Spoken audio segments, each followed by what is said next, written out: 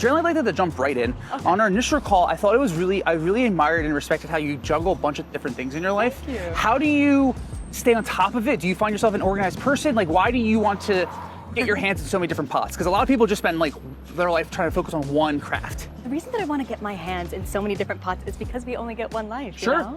You only get one shot at it. And so because you only get one shot at it, I'm like, why not live as many lives as you get an opportunity to live? That's so beautiful. Thank you. Yeah. So I try and experiment as much as I can. I just love exploring different fields. I've worked with animals, I've worked with children, I've worked with the elderly.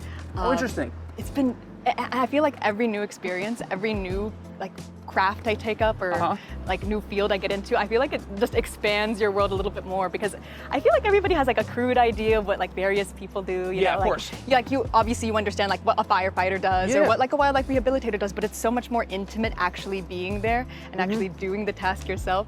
I love it. Were you always curious about that kind of stuff? Like, did you have that upbringing where like your parents allowed you to do that? Yes. Yes. So my first love in the grand scheme of things was actually animals. I wanted to be a veterinarian when I was younger, and that's what I studied in school. I actually devoted probably the first portion of my life exclusively just to being a veterinarian. Okay, that's amazing. I loved it. It was so beautiful. But I just, well, actually kind of by accident, I kind of started a social media career on accident. Okay. By accident? Yes, I really love to read. I love consuming as much art as possible for the same reason I love living as many lives as possible. So I was doing a couple videos on like a short story by Andy Weir. It really, really blew up. And interesting. Right now, I hope this doesn't sound conceited. No, it's not at all. Don't. Right now, I'm currently sitting at about 1 million followers. Oh my God. And it enables me to Humble brag, just 1 million. Oh gosh, I do feel like conceited saying it. I'm like, oh. It enables me to explore these different fields. Do you mind if I get you a little closer, like on the borderline of the shade in this? Because a lot of what I love. Oh, the shoes, hell yeah. Thank you. Yeah. I'm a big fan of these. Yeah. A lot that you love, you said?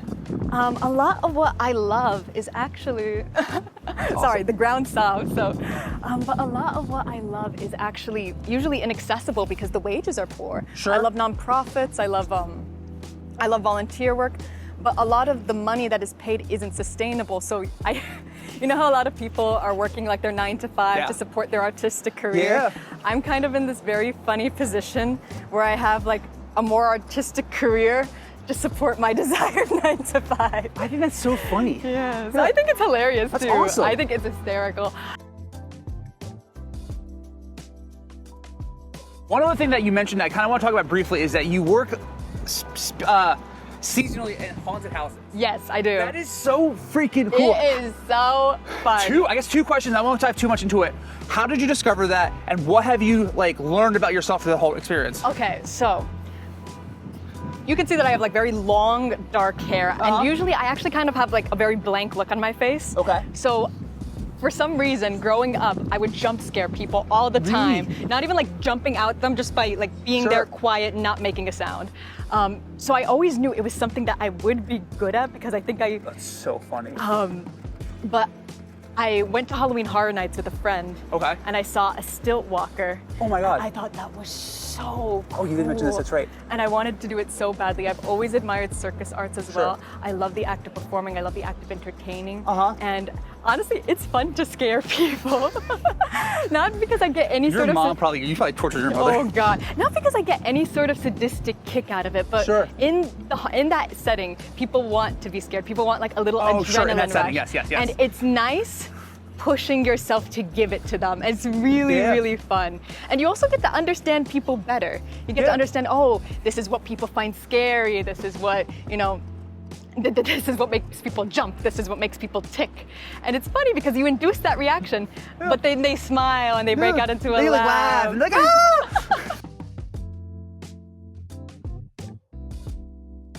ah! So one question I want to ask is, you are, I don't know you, so please don't but the thing is, from our call from this, you're very positive. You like to like ooze out energy. Is that something that you make a conscious effort for? And how do you stay positive? It's definitely a conscious effort. Really? Okay. I was an extremely angry, melancholic child and teenager. I was Really? deeply Okay. unpleasant to be around for the most Interesting. part.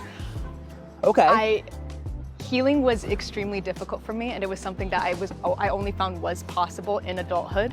Okay. I love my family very, very much. Sure. So this isn't to dog on them in any ways, I but can relate to having that independence, having that ability to cultivate my own persona, my own identity, and my own life without any sort of outside criticism or influence or suggestion is what helped me find that pathway. Oh, interesting. It was what helped me reconnect with the version of myself that I love most and the version that I most want to emulate, which is, it sounds very silly, but it's actually me as like a very small girl, like probably like 6 or 7, like that enthusiasm, that brightness, to be able to see that beauty in everything. I have, it sounds extremely corny, but I do have a partner that legitimately sees everything as beautiful and everyone as wonderful. And when you're around a person like that, you want to be like them. That's so cool. You want to emulate them because it feels so nice to be that way. Yeah, of course.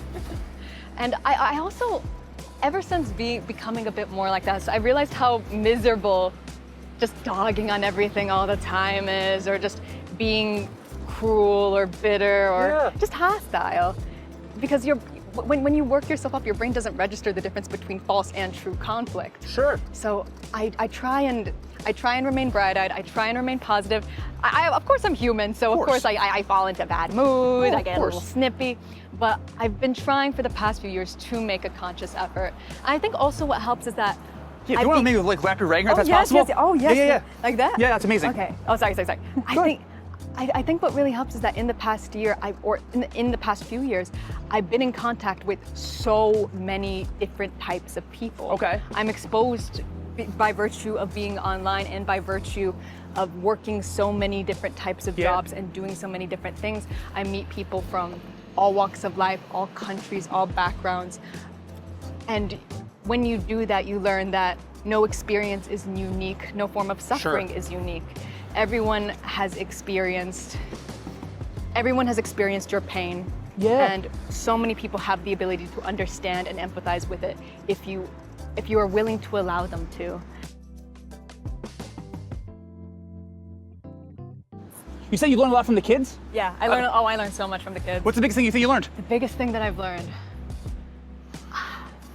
A child is resilient in ways that an adult can often fail to be resilient because a child is always looking to the future. They are always. I'm trying to be good. Thank you. That's awesome. Yeah. That's so funny. You said what about kids? That's so sweet of her.